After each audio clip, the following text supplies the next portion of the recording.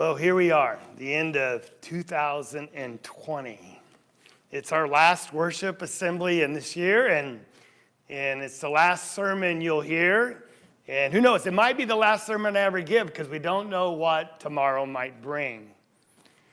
And that really leads me to our topic about walking by faith. Because at the end of the year, we celebrate the death of the last year and the beginning of a new year. And it's been depicted in times past. And I was surprised when I asked people in our class and asked my wife and others, they've never seen these pictures of the Grim Reaper or the new year coming in like a baby. And it's to signify the passing of the old, because life is compressed into 365 days. And the whole cycle of human life gets to start all over as we put an end to the last year. And there's a rebirth. And we get to start all over again with new hope and new beginnings. And so we have death, and then we have rebirth, and a whole new life ahead of us. That's why we make New Year's resolutions. Really, this is the gospel, isn't it? It's the gospel hope that Jesus died so we could escape death and be born again in him and live forever with him in eternity. And every year we experience that when we turn the calendar into another year. And so why do we have such a pessimistic attitude towards death? I can understand it from the world's point of view, because when you don't acknowledge God, all you have is what this world has to offer. So that's why people in the world grab onto everything the world has and don't want to let go. They want to grab onto life itself, because death, well, it's the end of everything. It's the final defeat. It's failure at the cosmic level. And so that's why they fear it so much. And think of the euphemisms that we use for death to try to make it softer, just the discussion. We'll talk about someone they passed, or they passed on, or they passed away. They're resting in peace. They saw their demise. That's interesting. Or they didn't make it coming out of a surgery. They've departed, gone, lost, slipped away, lost their battle, succumbed, gave up the ghost. And here's the one, I don't know where it came from. They kicked the bucket. All these euphemisms are given to protect ourselves and protect others, because there's a grief associated with death, isn't there? And so we want to avoid that discomfort, so we talk about death in gentler terms. Sometimes to avoid our own feelings and our own grief when it comes to death itself. Maybe it's just denial. But with God and the Christian, our view about death is totally different. Because death is just the beginning. I love what Kevin said. It's our graduation, where we get to move from this temporary life into a permanent life of glory. See, God's view about death for the Christian is totally different than the world's. Consider what Jesus says from heaven, this loud voice in Revelation 14. Blessed are the dead. That means happy, who die in the Lord from now on. Yes, says the Spirit, so they may rest from their labors and their deeds follow after them. Death is found throughout the Bible. It's a constant theme.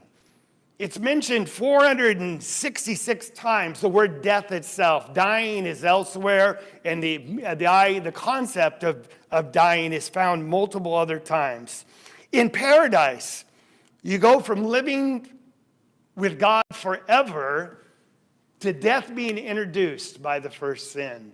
And we know that death spread to all men because all have sinned. In chapter 4, we see the first murder.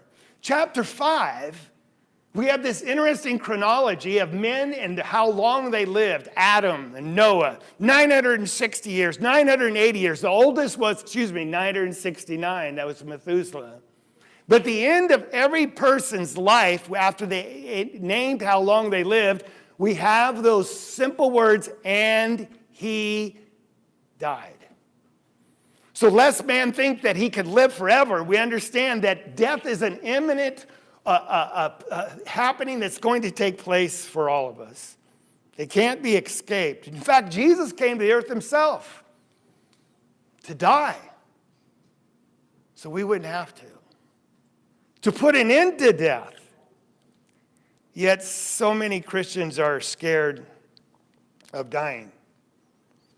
And maybe because they don't understand how Christ conquered death. And so in this last year, in this pandemic, there's been a lot of conversation about death, and rightly so. And I'll let you think about how this lesson applies to you and your attitude towards death. But it's not the first time these discussions have taken place.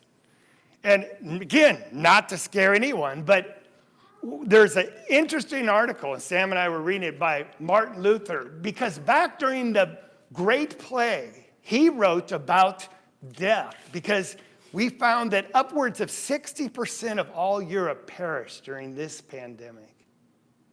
And so there was a great conversation about death and about helping those who are dying. But we want to go back even farther than that to the first century, where Paul wrote to the Corinthians in 2 Corinthians 5. We find by the year 325, there's hard to put accurate numbers, but there were perhaps 7 million Christians in the Roman Empire at this time.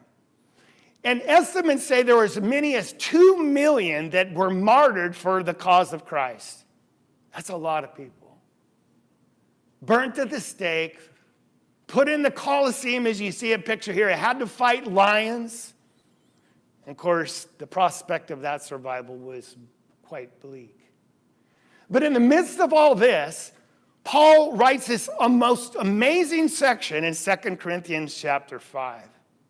And in it, he has the most positive outlook towards death that you can imagine, and eloquently states about what death really means to the Christian. But this passage starts actually in chapter 4, and I want to read it for you, in chapter 4 and verse 16, where Paul, perhaps talking to Christians that were undergoing persecution, such as the 2 million that actually had to die. He says, therefore, we do not lose heart, even though our outer man, that's the flesh, is decaying. Yet our inner man is being renewed day by day. For this momentary light affliction, that's perhaps a reference to the persecution. He calls it momentary light affliction, is producing for us, on the other side of this world, an eternal weight of glory that's far beyond all comparison. And while we look not at the things that are seen, but at the things which are not seen. For the things which are seen are just temporal, they're passing. But the things which are not seen, but seen by the eye of faith, they are eternal. So the question is, how do we pass from the temporal to get to the eternal? From the decaying man to this eternal weight of glory that's beyond comprehension. How do we pass from one sphere to the next? And there's one word. What is it? It's death. And so death becomes a graduation. It becomes a birthing into real life as God meant it to be. And it's nothing to ever be scared of, maybe a little apprehensive, we'll address that, but it's something to look forward to. And that's the Christian perspective when we look in chapter 5, verse 1 through 10. And here is the text, and I highlighted the word we that is found 17 times in this text. And when you find a pronoun and they're given in the first person plural, 17 times, the writer's trying to tell us something, isn't he? This is a generalization of the Christian view towards death. If you are a follower of Christ, this is how you view death. Because he uses the word we 17 times, not to talk about just himself, him and Timothy, but all Christians. And so actually it's quite exciting because it challenges us to look at death in a whole different light, not the way the world does, but as defeat, but actually as a place of victory. So we're going to look at these very quickly, not all 17 and elaborate on them, but want to get you to see the picture, because in the middle of this paragraph is a verse that we all know and have heard. We walk by faith and not by sight. That's verse 8.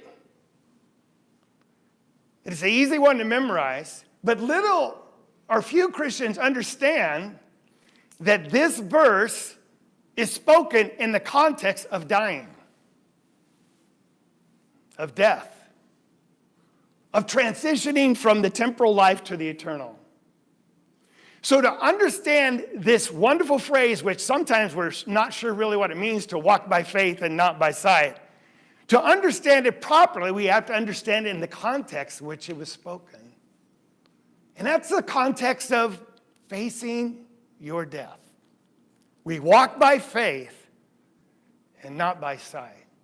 We're going to see, as Christians, we don't fear death because death just generally, it takes us home to be with our Father. And that's what we're going to see by looking at the first two verses where Paul says we know something that the world doesn't know. And this knowledge changes our whole outlook on life and death itself. Then he's going to expand on it as we're going to hear the voice of faith. Because if we're led by faith, faith is telling us how to live, how to think, how to act. Because when we walk by faith, faith speaks to us. So we're going to look at some of the things faith would have us learn. So notice, first of all, the Christian knows, verse 1. For we know. Every time we have the plural pronoun, there's a verb attached to it. Here it is, the first one. We know something. And he says, we know this, that if the earthly tent, which is our house, is torn down, we have a building from God. A house not made with sands, eternal in the heavens. Now, there's a lot of metaphors used here. The first one that he uses is speaking of your body as a tent. 3 times Paul uses this a metaphor. And it's not surprising because Paul was a tent maker. Now, tents are good for camping. Tents are good if you're in transit. But tents are not good against storms of life because they deteriorate quickly. I remember my father had this great big army canvas green tent. And when we go camping up in the Cascades, he would pitch it up. And I'd like to have it today, but it rotted. That's what tents do. They fall apart. Paul says, we know that if our earthly tent, he's speaking about our body, that's decaying, that if it's torn down, this word torn down is a strong word. It means to be destroyed. Maybe he's referring to the persecution some of them are going to face. That the God of this world, Satan, will see that your body's destroyed. And he notice how he counters this. We know something that makes it okay. What is it that we know? We know that if our house is torn down, by the way, if doesn't mean if it happens, it means when. And we speak that way often. For example, you might say, if I got to get a job, I'm going to find a job that I like. See, what you mean by that, if I got to work, in other words, since I have to go to work, I want to find a job that I like. That's what Paul's saying here. We know someday we're going to die. So how are we going to deal with it? He says, well, we know something else that goes along with it. That we're going to leave this body, but that's okay because here's the whole premise, the thesis of this paragraph. We know, yes, we're going to die someday, but we know we have a new building. You're going from a tent to a palace. You're going from an earthly dwelling to a heavenly dwelling. He says, we know beyond a shadow of doubt. He said, well, how do you know that? Because we walk by faith and not by sight. We don't look for things that are temporal. We look for things that are spiritual. We know we have a building from God, a house not made by hands. That means it's divinely prepared. And that's Sam's lesson this morning when Jesus said, I go to prepare a place for you. so that where I am, you will be there also. That's what we know as Christians without any doubt. You say, well, how do you know that? St. Petersburg, Russia. It's supposed to be a fairy tale city full of opulence and just a wonderful place to visit. I have never been there, but do you have any doubt that it exists? You don't have to see a place to know that it's actually there. Mount Everest, the tallest mountain on this world that God has created. I've never seen it, much less been at the top. But I know a man that walked there and climbed to the top. I also know a man that was in heaven, and he came to this earth. He wasn't just a man, he was the Son of God. He spoke of grand things, and he made great promises about the glory that we're going to have in heaven, because it's real. I don't have to see it to know that it's there, because we walk by faith and not by sight. This man, Jesus, made the pathway clear to get there. Well, that's what the Christian knows. And that's, to me, makes death not just something to dread. It's something that's exciting, because the way you get from one place to the next is by our own death. So notice then, as we look at the rest of the text, some of the things that faith says to us as we allow ourselves to be led by faith. And that's going to take us to verse 2. For indeed in this house, in this tent, here's the next plural pronoun, we, and the verb groan. We groan. And you say, well, yeah, I groan a lot. Sometimes I hear my wife and I'll say, I heard that sigh. She'll say, I know. That's really what this word means. It's to sigh. It's from inward pressure. You just go, oh. Sometimes it's used for a woman giving birth, the groans that come out from that pain. That's interesting, because death is being birthed into another realm. The word here, he says, we do groan, but why? It's not because life here is so bad. We groan because we long to be in another place. You ever groan because you couldn't be home? You ever groan because you're not where you wanted to be and you wanted to be somewhere else? My son is in Korea, and he can't visit his wife in Japan. They haven't seen him for 8 months, and you should hear their wife, them talk to. They groan because what?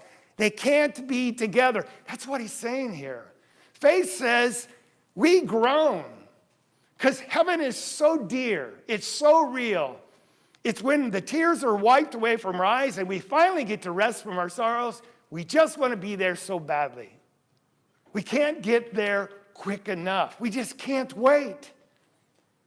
The word long here actually means lust.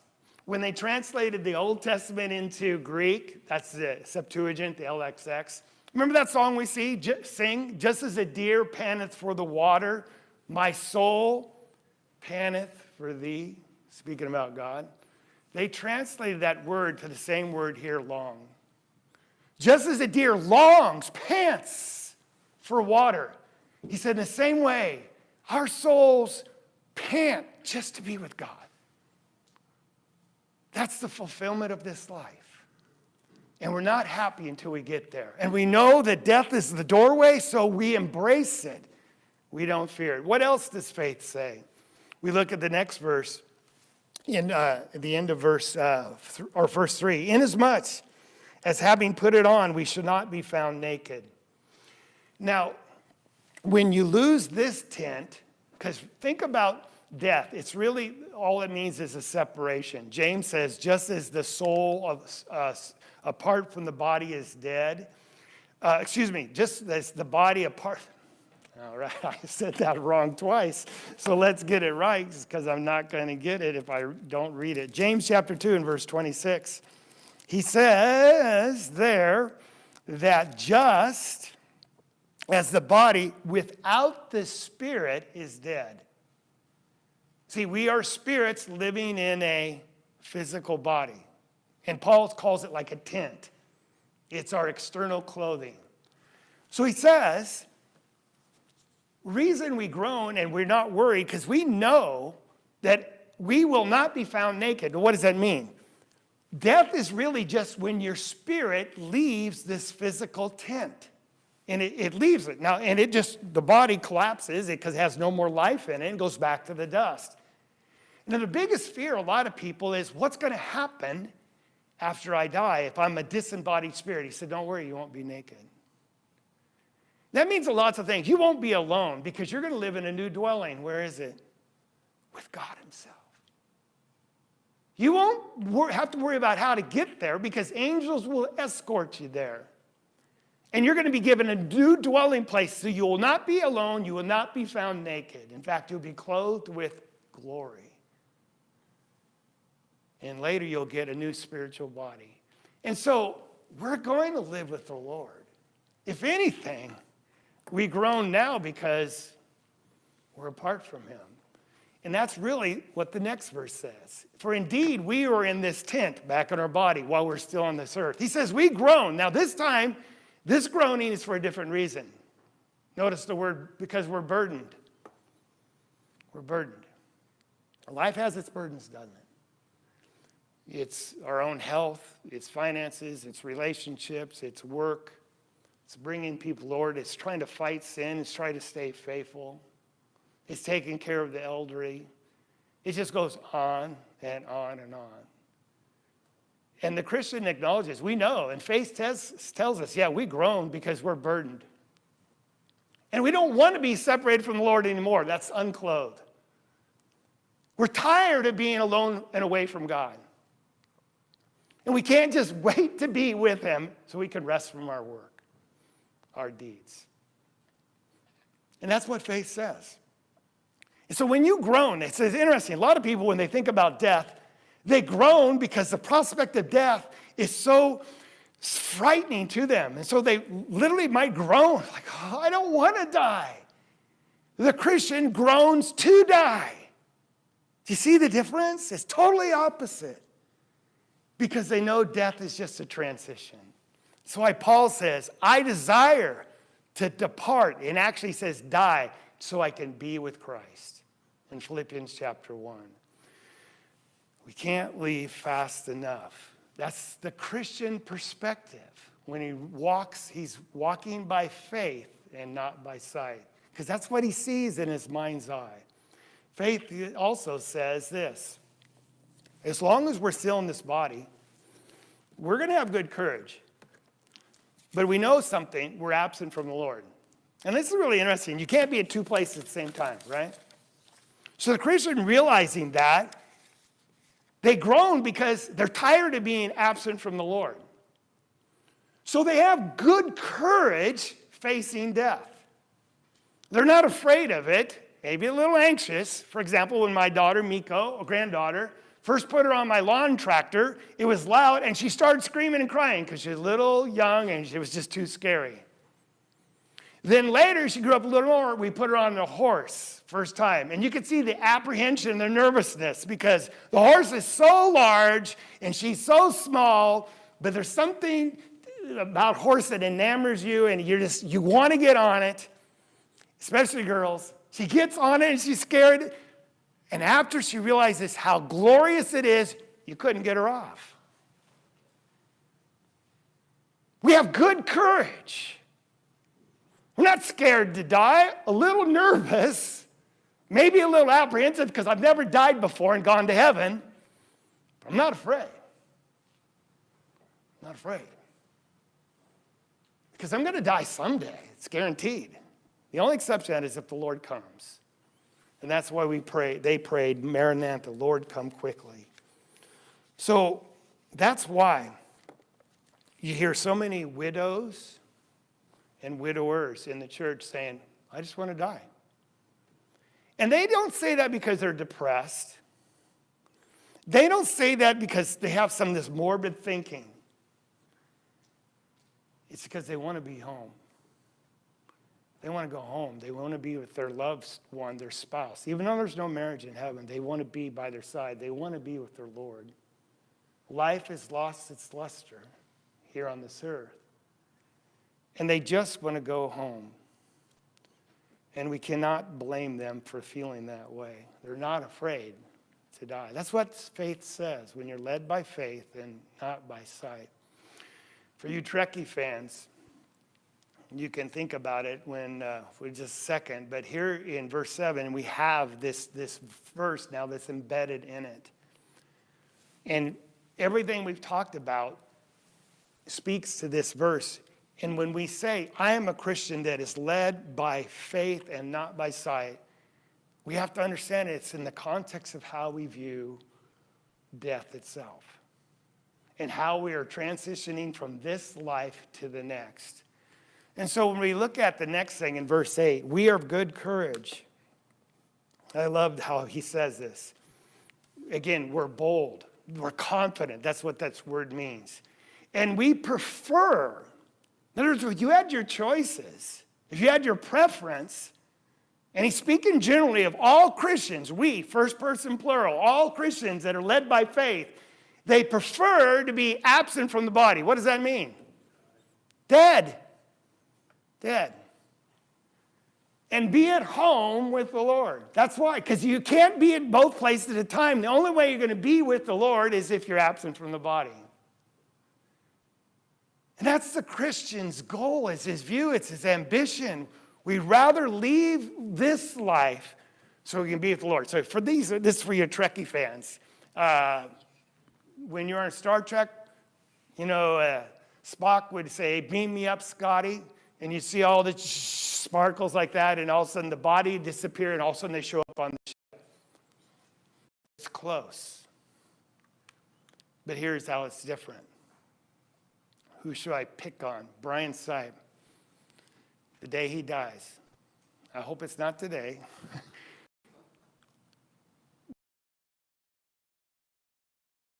Brian. Because Brian is what? A soul, a spirit. And I don't think you'll see sparklies like this. There won't be zzz noises. But his soul will leave his earthly tent, his body. And if it happened right now, his body would collapse to the ground because his spirit's being transported to be with the Lord. His real person, his being, Brian, a soul, is now absent from the body. You know what it says? So he can now be at home with the Lord. See, that's simple? Yeah. It's going to happen to all of us. It's happened. There's 7 billion people in the world. That means there's been probably trillions that lived on this earth. They've all died, save 2. And we're not going to escape it ourselves. But our Christians, we don't care. We prefer to be at home with the Lord rather than being absent. And so that's why Paul said, for me to die is gain. We have this as our ambition while we still live here. This is what faith tells the Christian that really believes these things, that are walking by faith and not by sight. We have this as our ambition, he says, whether at home, that's what? In the body alive still, or we've left the body and now we're with the Lord. It doesn't matter if we're here or there. We have one ambition, one goal. This word ambition means for the love of honor. It's the honorable thing to do. And our only ambition is simply this. It's to please the Lord. That's what it means to be led by faith. That I'm not worried about grabbing things for myself to hang on to give significance to my life because the Lord's already made my life significant. There's glory that's incomprehensible waiting for me. And so all I want to do while I'm still here is somehow, some way, do what I can to please the Lord. And it's interesting, so many people live a life that is contrary to the Lord. It's because they don't see themselves going anywhere afterwards. C.S. Lewis, and here's his quote, that he speaks about this very same attitude. And I told Sam, it's interesting, we're both using C.S. Lewis today. If you read in history, you'll find that the Christian who did the most for this present world, that's why they're still in the body, were precisely those who thought most of the next. Because they understood what it means to be led by faith. They wanted to be pleasing to the Lord and do what his will was. And in the contrast, it is since Christians have largely ceased, they stopped thinking of the other world. And all they do is think about this one. That they have become so ineffective in this present world.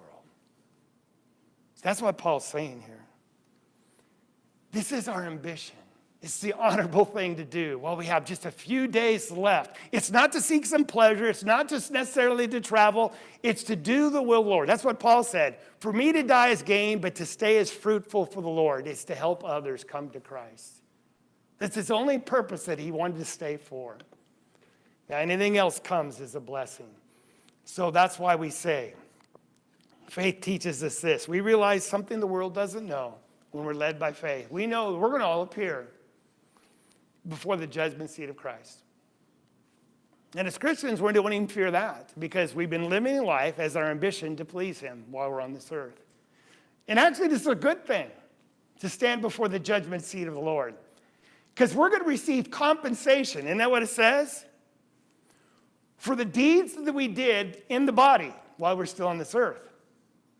In accordance with what you've done, whether it's good or bad. So if you've done bad things, what are you going to receive? Bad compensation.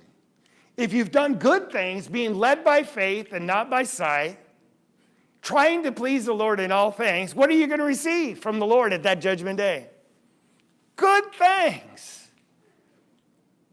So Christians have everything to look for when they pass from this earth. Glory and reward. So faith says, and it's the last verse, it is in verse 10, or that's actually verse 11. Paul says, knowing the fear of the Lord, he says, we make it our ambition to persuade others of the very things that we're talking about right now. So we'd be amiss if we didn't talk about death on the last sermon of the last Sunday of 2020. We pray God that the next year will bring new hope, new life, new beginnings, new opportunities. But even if it doesn't, we're of strong courage because we're led by faith and not by sight. And we prefer to be absent from the body so we can be home with the Lord. It's amazing how Paul so eloquently spoke about death. And did you realize, and maybe you didn't, he didn't mention the word death one time in these 10 verses. Not once did he mention the word die or dying. And that's because he didn't look at it as defeat or failure, as the world so much characterizes it. He looks at it as victory. It's our transition into glory. When we're birthed out of this world, we're adopted into God's eternal kingdom of glory. And so faith cries out loudly to us. Embrace it. Embrace that transition. Look forward to it. As long as we're still on this earth, faith says, work to please the Lord, because that's when you're going to find real, true reward. And we'll grieve, yes. We'll grieve with those that grieve, because they are suffering the loss of a loved one. But I can guarantee, the Lord guarantees you that no one that's in heaven now looks around them going, oh man, I didn't want to come here now. I really wish I was back there. That's not happening. Not one person that has transitioned into the place of glory wishes they were back on this earth. The only one that's grieving are those that are left behind, and we grieve with them. But we don't grieve as those that have no hope. The world. Yes, we shed a tear because it's our loss. We're bereft of their companionship. But we have hope that someday we'll join them. They just went on before us. So we're proud to share Jesus this way. Do you realize you're a heartbeat away? Now, I don't know when your end will come, nor mine. So that's why I said I don't know if it'll be my last lesson ever. Now, I know we don't think about this, and we don't want to be so dominated this thought in our mind that we just become nervous and a wreck. But the truth be told, you don't know when it's going to happen. It's heartbeat away, isn't it? It can happen just like that. But as a Christian, it's okay. Take me home, Lord. I'm ready. That assumes that we are ready. Because someday this life will end. And that's when we'll be taken home to glory. That's when our real life begins. Let's sing this song. And I hope we sing it not just because it's words on this page, but if we really walk by faith, we can sing this song as it is written. This world is not my home. I'm just a passing through. Why don't we stand together and sing it?